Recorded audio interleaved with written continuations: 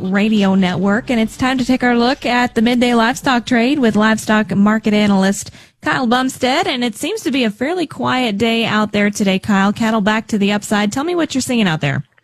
Yeah, it is a pretty quiet day. We started off lower here this morning. A lot of folks were thinking we'd see some more follow through from yesterday's sell off, and we didn't see that right away this morning. We saw a little bit of a sell off, but then it started coming back here about the normal time that it does here when we start to make new highs. We just made new highs here about 40 minutes ago in this complex here. The beef cattle made a high of 241. These October cattle got as high as 239.62. Now, August goes off the board here in about an hour, and the high there's been 242.85, and it's trading right at 242 right now, so it's sitting right on top of that Southern cash. There's no offers out there. We've just got some bids down below, some of the shorts trying to get out. So looks to me like if we can trade cash steady to a little bit higher this week, then the October board's potentially undervalued a little bit here with a 238.85. But we've got a lot of time here before they have to converge here and come together. On the feeder cattle side of things here, August went off the board yesterday, and that index is going to settle just a freckle over 365 the way it looks.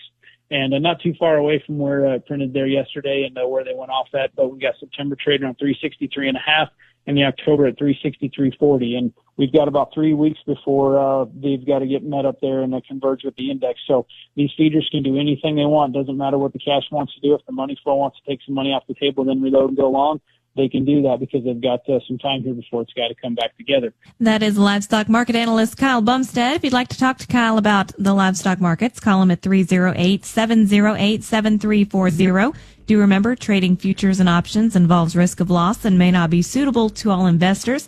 Consider these risks before investing. I'm Lacey Shippey on the Rural Radio Network. With this Grain IQ Minute, I'm Alex Makovica. Grain marketing is a critical piece in keeping your operation profitable, but there's so much more to marketing than simply selling your grain. When you sell your grain can be directly related to your resources, like grain storage. The storage facility, the ability to dry the grain, gives us so much more options. It allows us to more efficiently handle the grain at harvest. Dr. Ken Hellevang at North Dakota State University says on-farm grain storage gives farmers another option at harvest, but it also adds a few more factors to consider in a risk management plan. He explores the economic factors of adding or modifying on-farm grain storage.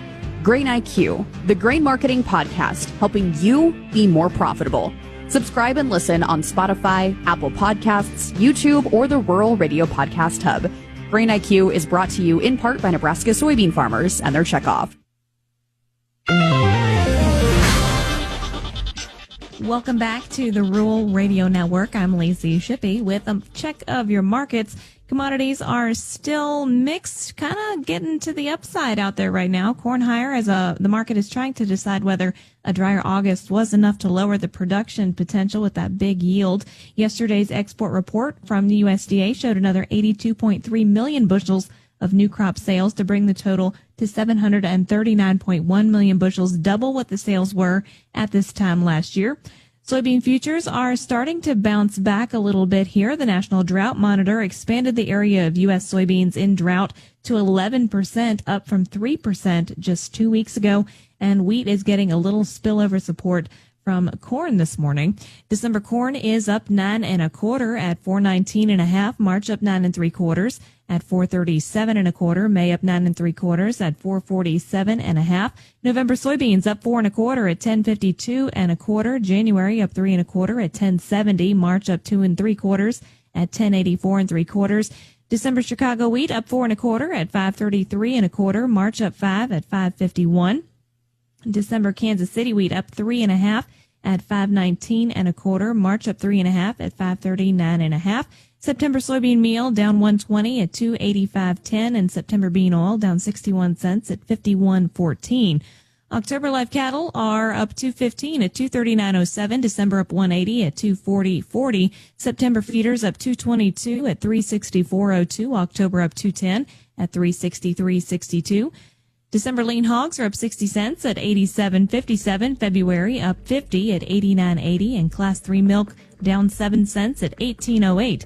Those are your markets on the Rural Radio Network.